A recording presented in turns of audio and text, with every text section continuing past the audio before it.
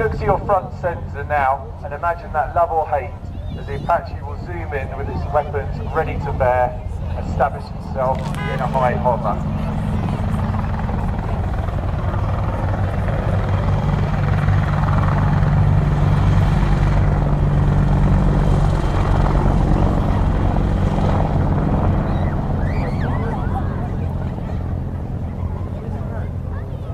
So as the Apache is departing there, getting ready to set up for the show, just take a moment to look at some of those weapon systems that they're structured around it.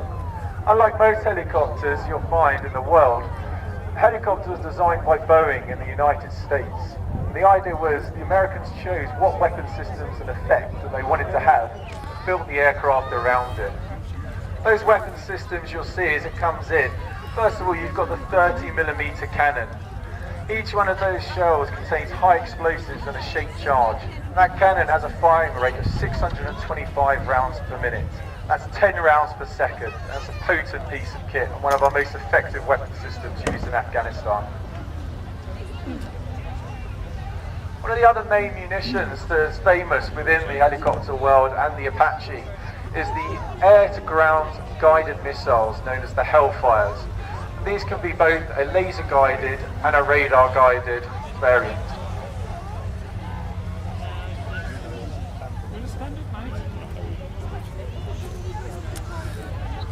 I'd love to record him, but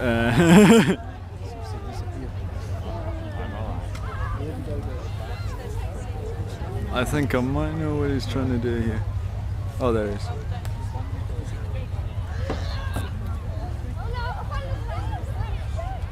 As I said before, ladies and gentlemen, imagine the sight of that aircraft coming into towards you with those weapons ready to bear.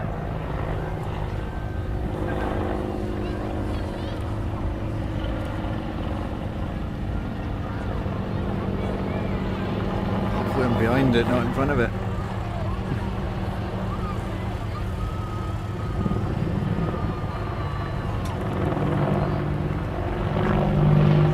See now the Apache with a 90-degree nose down and left-hand turn, allowing it to set up towards the right for a pedal turn, 180 degrees.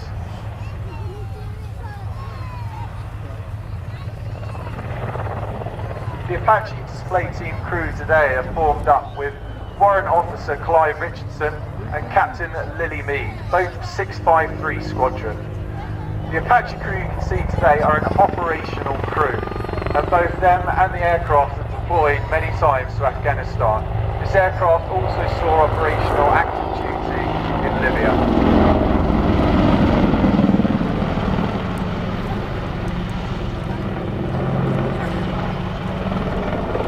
Highlighting the agility as well as the powerful weapon system today, you see the aircraft conducting a 360-degree wing over as it goes to set up itself once again.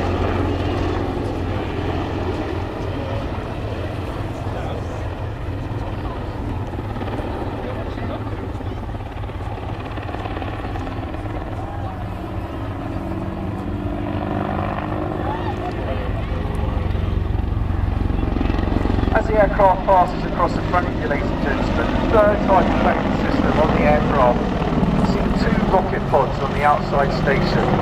Each of those pods is capable of holding 19 rockets, and each of those have 3 different variants that are used.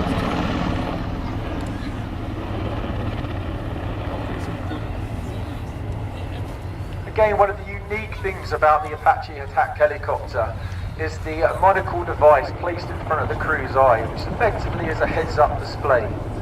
That monocle displays to the pilots all the aviation instruments that they might require, such as heading, height, speed, torque of the engine's pull. It also guides them to where they're going to next with waypoints of the GPS systems.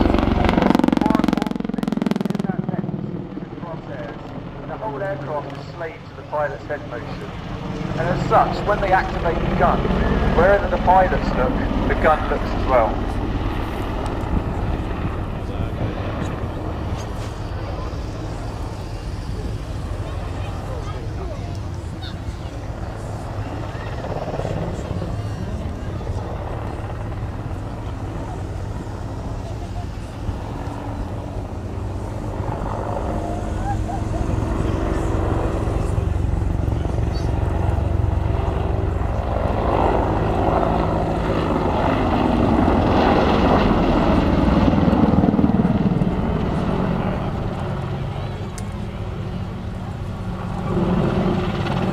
There, ladies and gentlemen, you have the 90-degree nose up, followed by immediately 90-degree nose down. And that's a particular move that worries Lily somewhat, as you can see just how close those rotor blades get to the front cockpit.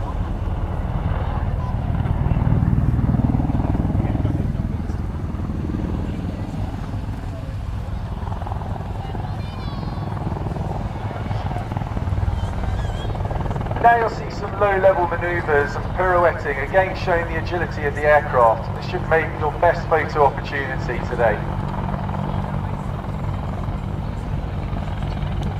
Again, as you look at the aircraft, that dome-shaped object you can see above the main rotor blades there is the fire control radar.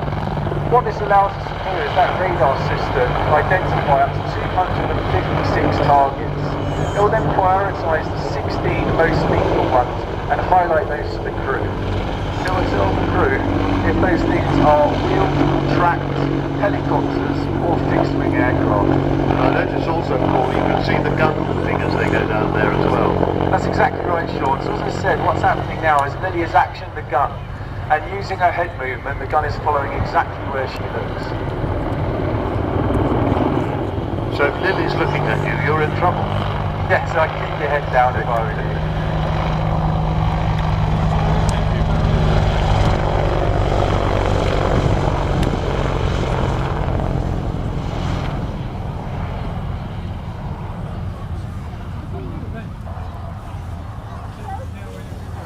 Again, ladies and gentlemen, I'd like to highlight that both the crew and this aircraft are a frontline operational crew. And just the examples you see now are some 60-degree angle vents of turn that crew are using for low-level manoeuvres. And this is used extensively in our training when we're low-level flying in order to use the natural ground wood lines to mask ourselves from the oncoming enemy.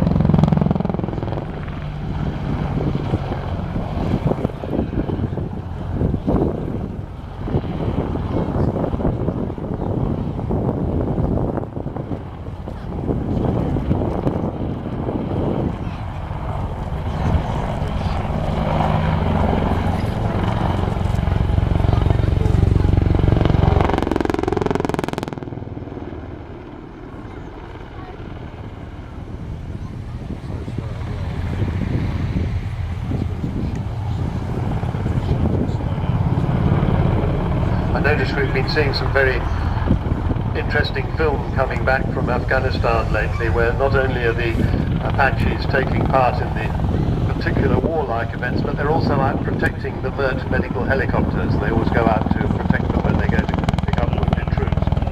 That's quite right, Sean. As you said, there's many roles that the Apache play. There's a vital piece of equipment, both protecting the troops that are on the ground and then protecting those assets that go out. And it's all about getting to the guys as quickly as safely as possible with those emergency crews.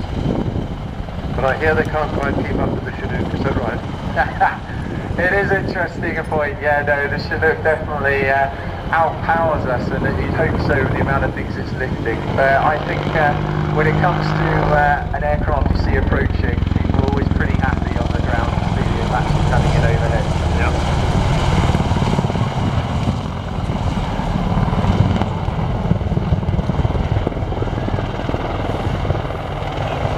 Ladies and gentlemen, I'd like to thank you for your attention today, and from us and all the crew of the Apache Helicopter Display Team of 2012, we hope you have a fantastic day, and thank you for your continuing support of the armed forces. Again, for your information, you will find we have a Facebook page, and you are able to follow us on Twitter should you wish. Please enjoy the rest of your day.